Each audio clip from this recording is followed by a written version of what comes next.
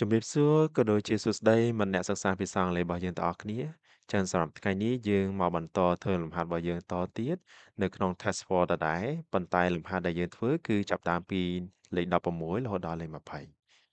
អញ្ចឹងកុំឲ្យខាត់ពេលយូរយើងចូលទៅសិក្សាពីរបៀបដោះស្រាយលំហាត់របស់យើងទាំងអស់គ្នាតោះឥឡូវយើងមើល number 16គេដាក់ថា do you like ចុចចុចចុច in your free time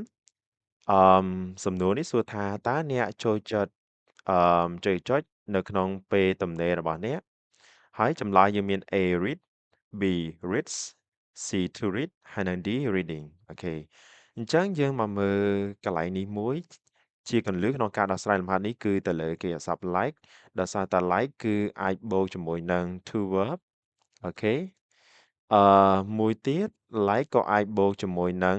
អឺ verb ing ដូចគ្នាប៉ុន្តែវាមានអត្ថន័យ slightly different ខុសគ្នាបន្តិចខុសគ្នាត្រង់ថានៅពេលដែលយើងនិយាយអំពីគេហៅថា experience ឬក៏បទពិសោធន៍ដែលយើងធ្លាប់បានធ្វើពីមុនមកអូខេឬក៏យើងនិយាយថាជា habit ទម្លាប់របស់យើងជាទូទៅគឺយើងប្រើជាមួយ verb ing ដល់ like កន្លែងដែលយើងប្រើ like បូកជាមួយ to verb គឺគេហៅថាជាអឺ idea ដែលត្រង់ថាវាជាគំនិតល្អឬក៏អត់បែបហ្នឹងឯងអូខេ Alright អញ្ចឹងតើយើងសម្រេចចិត្តយកមួយណានៅក្នុងករណីនេះគឺសំណួរចង់ផ្ដោតទៅលើអ្វីដែលយើងត្រឡប់ធ្វើជាទូទៅអញ្ចឹងហើយ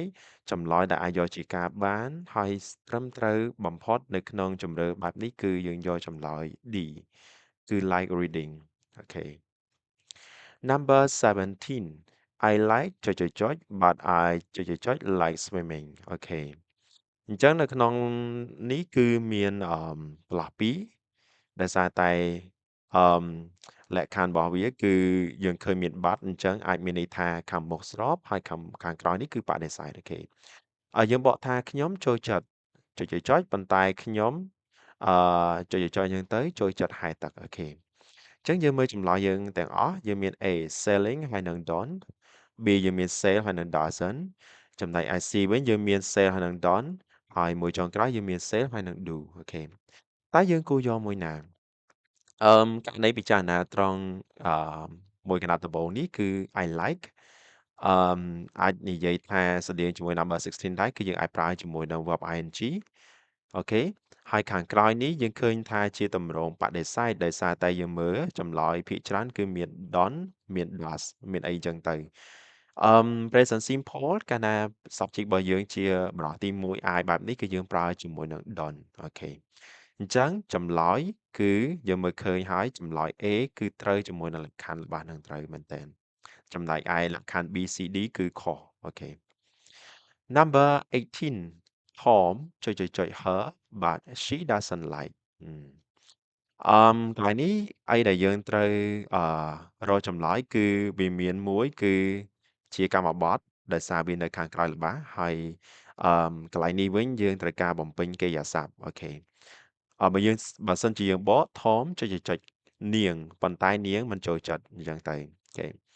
អូខេករណីដែលយើងមើលទម្រង់របស់នេះជា present simple Tom គឺជា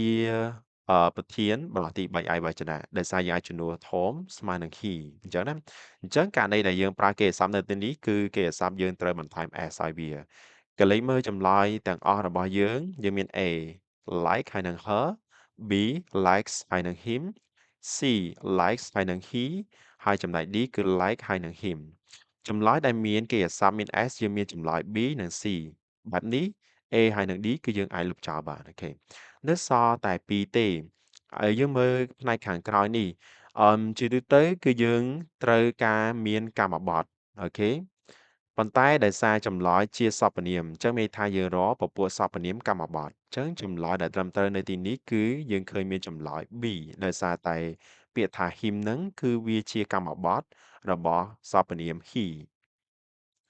អូខេតទៀតណា number 19 Andrew buys a newspaper every day បន្តមកទៀតគេដាក់ចុចចុច reads ចុចចុច at home អូខេល្បះខាងដើមនេះបើយើងបក Andrew ទិញកាសែតមួយច្បាប់ជារៀងរាល់ថ្ងៃហើយបន្តមកចុចចុចអានចុចចុចនៅផ្ទះ ខេអញ្ចឹងយើងឃើញនៅក្នុងកន្លែងនេះអ្វីដែលបាត់គឺយើងបាត់ទី1គឺ subject ដែលយើងហៅថាប្រធានទី2គឺយើងបាត់ពពួកគេហៅថាកម្មបត្តិដែរព្រោះនៅខាងក្រោយរបស់គេអក្សររបស់យើងហ្នឹងគឺត្រូវការកម្មបត្តិអញ្ចឹងកន្លែងកម្មបត្តិនេះក៏បាត់ដែរអូខេប៉ុន្តែយើងត្រូវមើលចម្លើយអស់សិនតើយើងគួរយកចម្លើយមួយណាឲ្យត្រូវយើងមាន A it ហើយនិង he យើងមាន B him ហើយនិង it ហើយ C យើងមាន he ហើយនិង it ហើយចុងក្រោយ D យើងមាន his ហើយនិង it អញ្ចឹងក៏លេខមកមើលចម្លើយទាំងអស់យើងក៏លេខមើលសិនខាងដើមរបស់នេះដូចយើងនិយាយគ្នាមិញគឺយើងត្រូវការសព្វនាមប្រធានអញ្ចឹងចម្លើយដែលមានសព្វនាមប្រធានគឺយើងមាន A យើងមាន C ដែល like B ហើយនិង D គឺមិនត្រូវលក្ខខណ្ឌនេះទេអញ្ចឹងយើងអត់ពិចារណាច្រើនទេយើងអាចលុបចោលបាន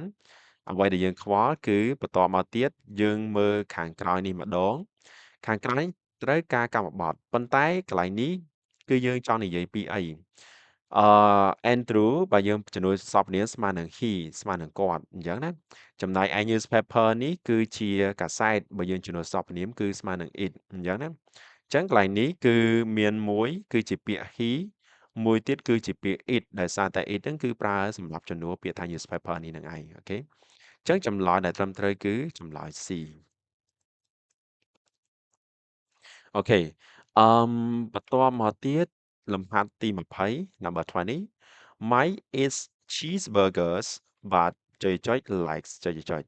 អូខេsorry because not like because ចុចចុច likes ចុចចុចចឹងតែអូខេតែយើងយកចម្លើយមួយណាអូខេករណីនេះក៏ស្តៀង number 19ដែរគឺយើងអត់មានប្រធានហើយយើងក៏អត់មានកម្មបត្តិដែរប៉ុន្តែប្រធានរបស់យើងនៅទីនេះគឺជាសព្វនាមចំណែកកម្មបត្តិក៏ជាសព្វនាមដែរយើងក៏លេចមើលលំហាត់ខាងដើមណា Mike គឺជាប្រធាន Cheeseburger វាជាកម្មបត្តិអញ្ចឹងយើងរកចម្លើយដែលជាសព្វនាមឲ្យត្រូវជាមួយពីពាក្យខាងដើមនឹងមក Mike អាចជំនួសបានជាសព្វនាមមកវិញគឺ he cheeseburgers អឺ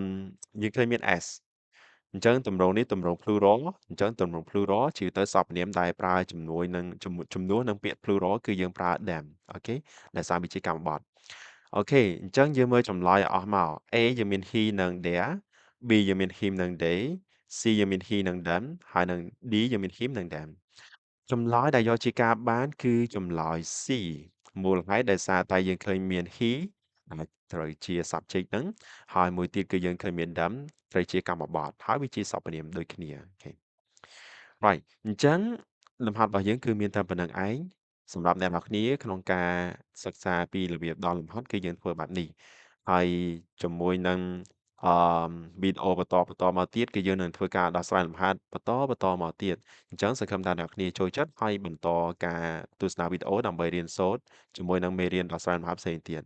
អញ្ចឹងយើងជួបគ្នាជាមួយនឹងវីដេអូបែបនេះនៅពេលក្រោយទៀតអរគុណច្រើន